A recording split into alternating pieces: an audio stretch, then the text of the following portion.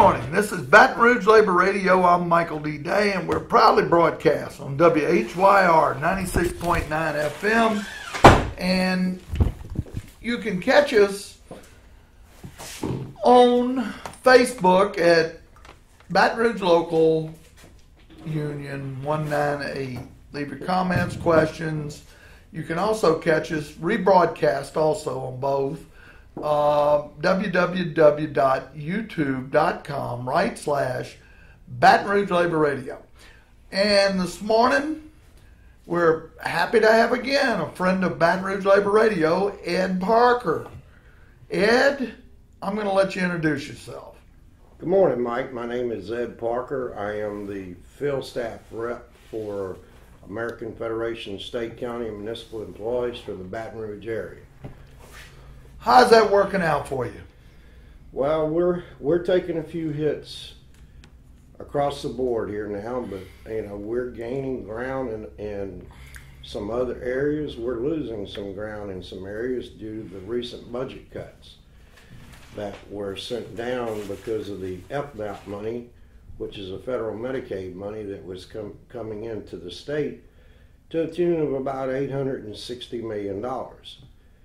Due to those cuts, we're looking at some possible closures of the charity hospital system in the state of Louisiana.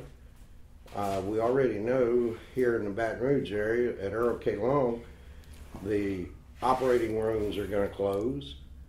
We know at Shea Bear Medical Center in Houma, the operating rooms are going to close. We know at University Hospital in Lafayette that OBGYN and radiology and a few other clinics will close. I learned yesterday that at Lolly Kemp Hospital in Amite that possibly as many as 60 to 65 employees may be without a job come December 1 due to budget cuts. We don't know any more than that at this time, but these are proposals that they plan on putting forth at the next meeting of joint budget at the state capitol. You got 65 people in Amite going to lose their job, maybe. You've got all these operating rooms closing down. Baton Rouge, I guess the one in New Orleans will stay open. As far as we know at this time.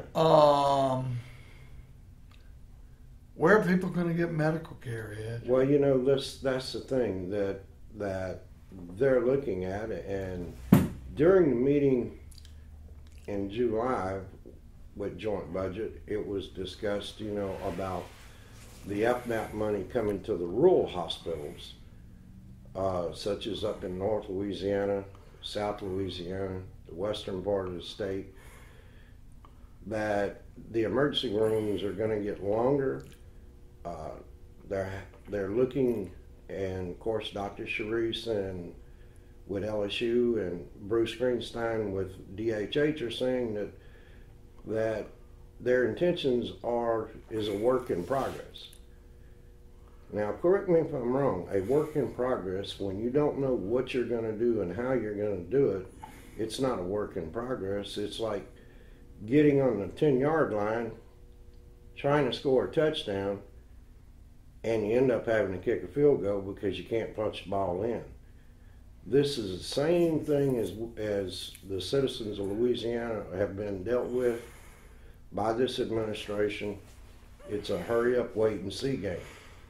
Well, folks, anyone out there listening today, the best thing they can do is contact their representatives and their senators from their respective areas and tell them that this is not what the citizens of Louisiana want.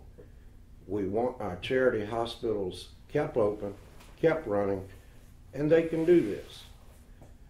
The problem is when the General Administration refused Obamacare, then turn around when the Restore Act was passed in Congress, That's when they found out and announced on July 13th, which was Friday the 13th, that these major cuts were coming down. And there's been no attempt to work with the congressional delegation from Louisiana to get this resolved.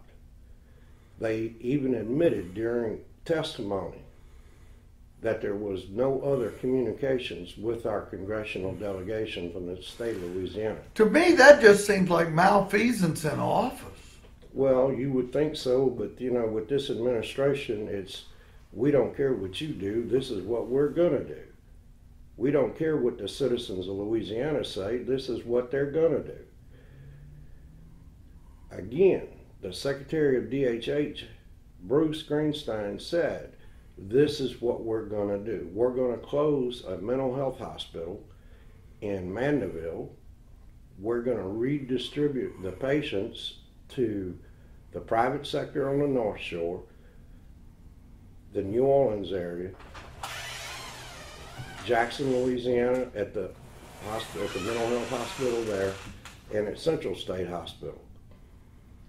Again, this is nothing more than them plotting to privatize the hospital system and the mental health system in the state of Louisiana, to where the citizens of this state are the ones that's going to lose. So they privatize it, and these private companies work for profit. That's correct. Poor people of the state, how do they get treated with these private companies?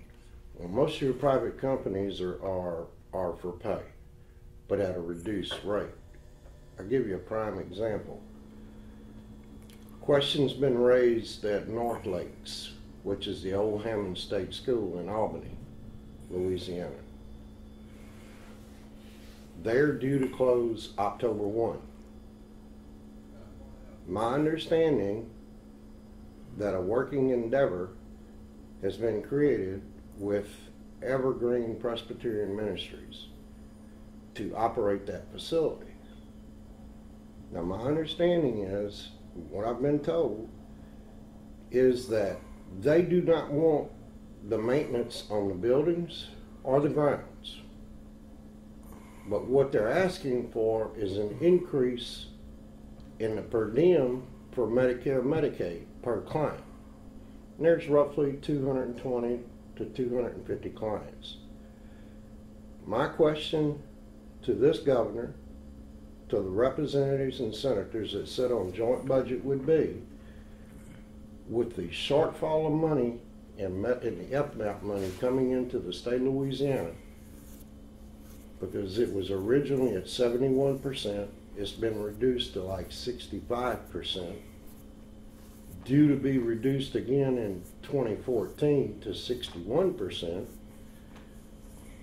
How are you going to pay an increase in per diem per citizen for this company to take care of when there is a shortfall of FMAP money coming into the state and it's no new taxes? Ed, for our listeners, what is EPCOT money? FMAP money? FMAP money. FMAP money is the federal Medicaid, Medicare money, the proportionate share that the federal government pays in for, say, for instance, every dollar that comes out of the state general fund, the feds match it 2 to 1 or 3 to 1. So that is what is considered the FMAP money. Now, my question is that this evil Obamacare that all the Democrats have voted for and one Republican, the only Republican that voted for it was the only one that mattered, Chief Justice John Roberts of the Supreme Court. Correct. And this governor is refusing to set up the insurance exchanges. He's refusing the Medicaid money that's coming in for 3 years free. Is my what I've seen. That's correct. The money is just, we're going to do this for 3 years, the federal government, for free.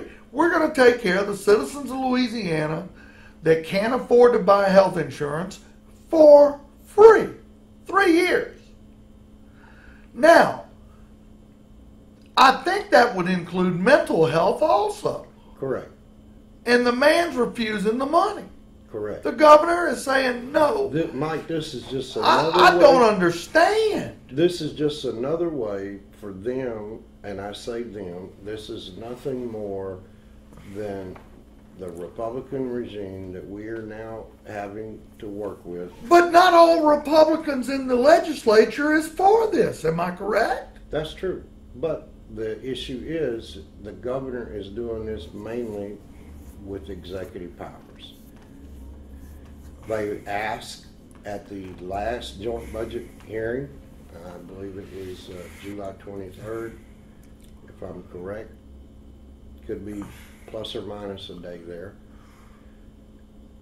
They asked, was it going to be a special session to address this issue? And Mr. Rainwater and them quoted, no. The Secretary of DHH, no. There was no need. We're moving forward with this plan. We're moving forward. So they're not even giving the representatives and senators that were elected by the people to represent the people of this state a chance to represent the people to see if there is another alternative rather than closing institutions and making drastic cuts to the charity hospital system that was set up and designed for the uninsured people of Louisiana. Again, which there are many. Quite an abundance of our citizens that are uninsured, children